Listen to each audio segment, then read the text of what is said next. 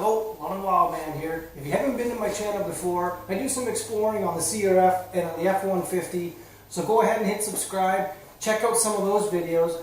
But for this video, I wanted to make a how-to on how to install Hyperpro progressive front spring in the CRF250L. So first, go on over to the CRF250L Facebook group and go to the file section and grab the factory service manual and follow through the steps just to get an understanding of how it's done.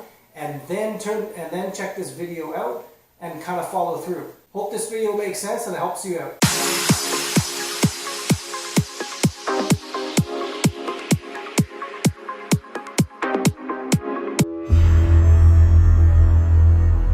Okay, so I jacked up the front wheel. I just used this motorcycle jack.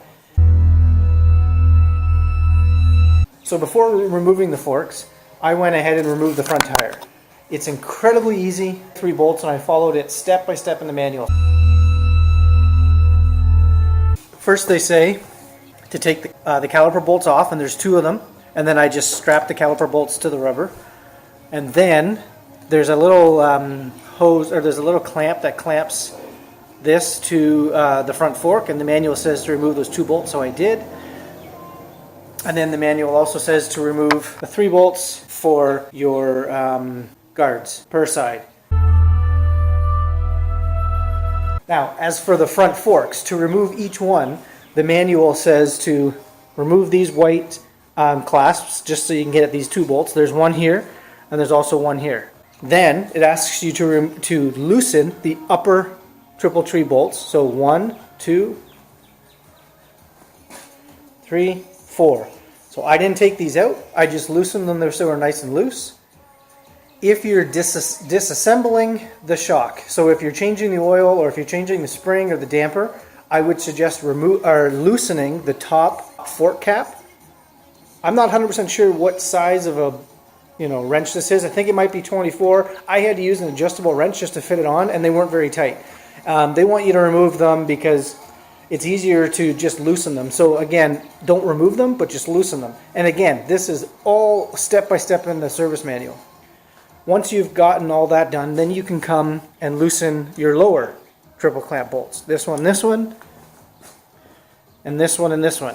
Now just be careful. As soon as you loosen both, you don't want the shock to fall down. So I would suggest holding it with one hand, loosening these, and then the shock just pulls right out. Okay, so here's how to pull the fork out of your triple trees.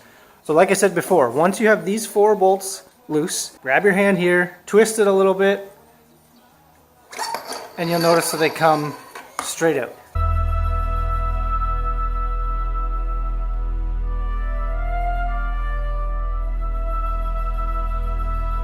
Okay, so next step. You have the front fork on the table. So what I would do is, the manual calls for you just to clean this here, and the reason for that I think is because once you take the top cap off, you're going to be cycling the fork back and forth, so you want to make sure that this is all clean. So I've gone ahead and already cleaned this part. Next step, so this is already loosened up because you did that once it was in the bike.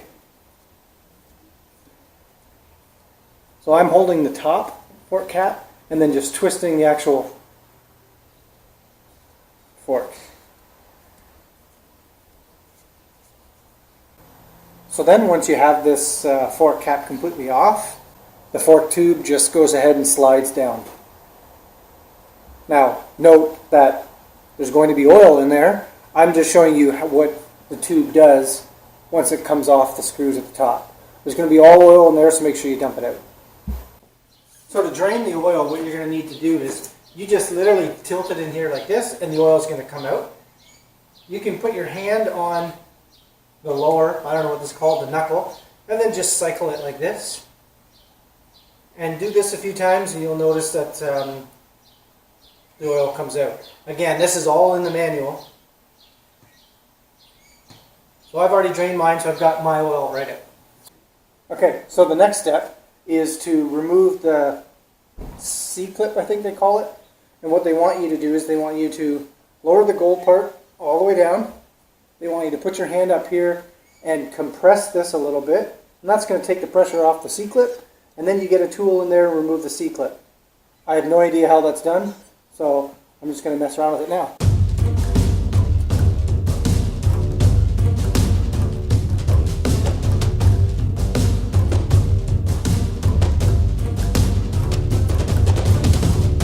What I'm using is just a small little screwdriver, and what I'm doing is just getting my screwdriver in behind the C-clip and just trying to pull it out of its little race that it's in. And I did get one side out.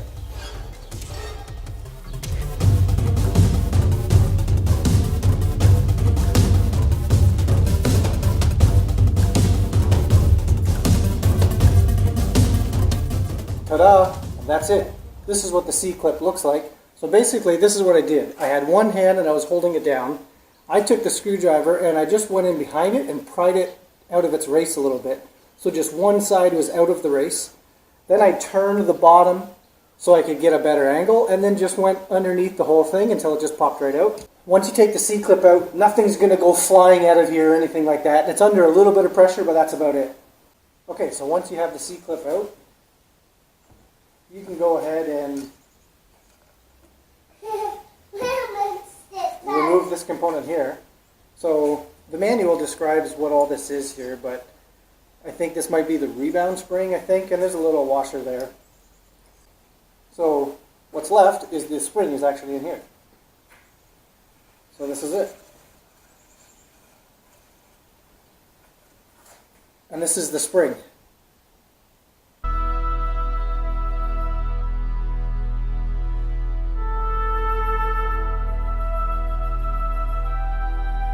Okay, next. So the only thing I'm actually doing in this fork is changing the oil. So this is already loosened up because you did that once it was in the bike. So I'm holding the top fork cap and then just twisting the actual fork.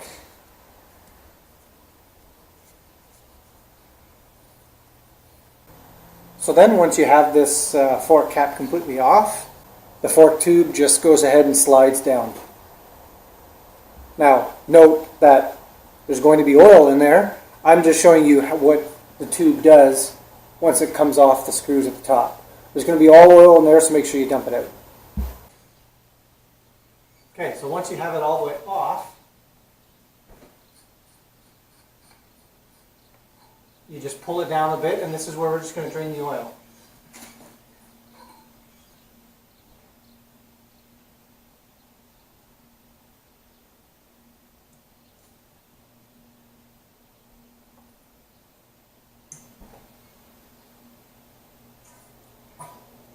So the manual just asks you to just filter this back and forth.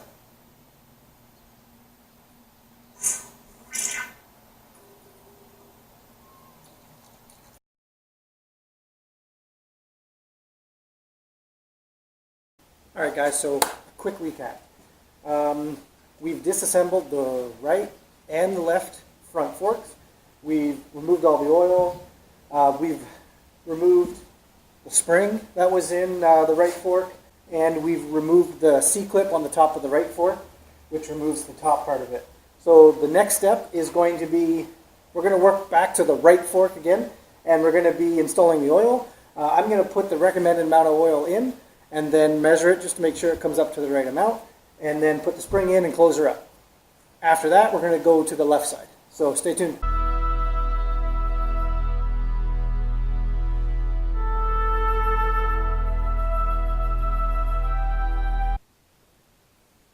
Okay, so we're ready with the right fork, and we're going to go ahead and put the oil in this fork.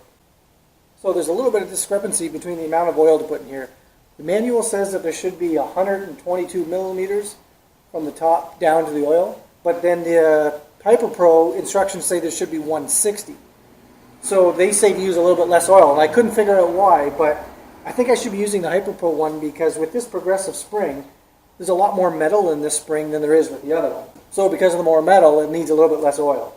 So I'm going to make sure that there's 160 millimeters of space here and not the 122 like the manual calls for. I have the fork like this, so they do say to completely compress it. So the oil actually goes in the bottom fork tube. So I'm just going to go ahead and pour what I think is the proper amount in, and then we'll just go ahead and measure it just to make sure that all is good.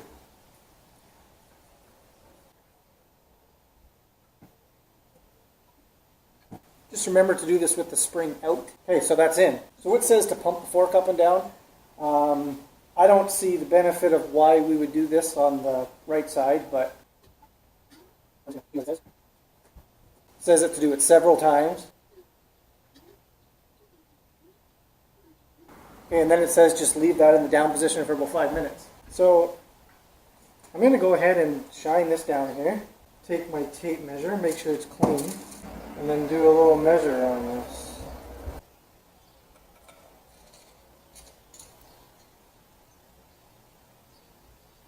So the next step is to go ahead and put the spring in. So this is the progressive spring, so you can see that the spacing up here is a little bit less than the spacing here.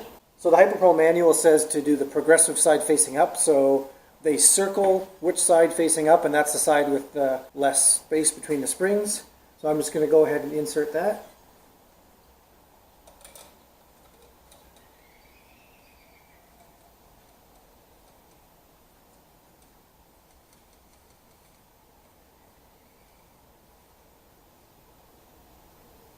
Okay, so we got the oil in, 160 millimeters from the top.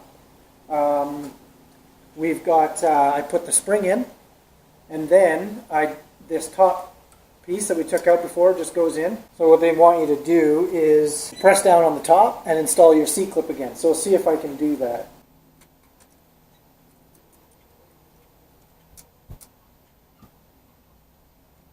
Okay, and that's that. So I didn't actually have to use any tools. I'm just pressing down, and I put the C-clamp in, and then you just use your fingernail and push it down into the groove. I did just use the screwdriver just to make sure that this one side was in the groove, and it was. So now we just remove the outer tube up and screw it back in.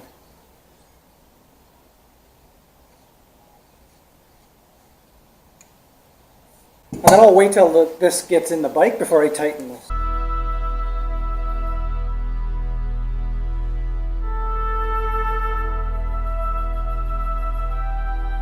Alright, so now we have the left fork. This is the fork with the damper in it. The sheet that comes with Hyperpro says you're supposed to leave about 90 millimeters, which is about 3.5. So it doesn't actually tell you how much oil to put in, just how much low to go from the top. So I am just going to pour some oil in here and see how low it is from the top.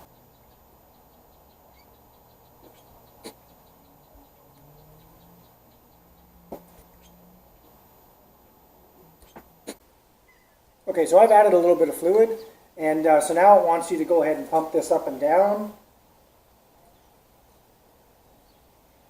to get the fluid circulating.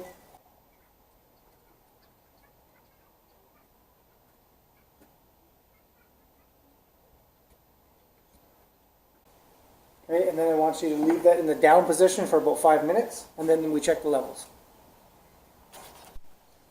Okay, so after you've let it sit for about 5 minutes, according to the manual, we're just going to double check that I have the right amount of fluid in there.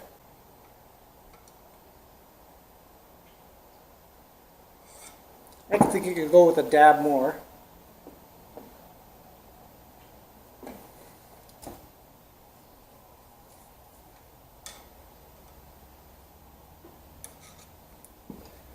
That's good. And then now we can... I'm just going to cycle this a few more times just to make sure all the air is out of it.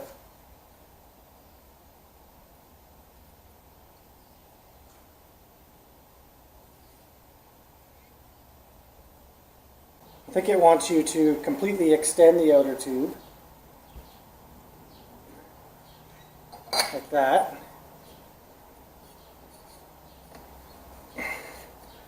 And then tighten it.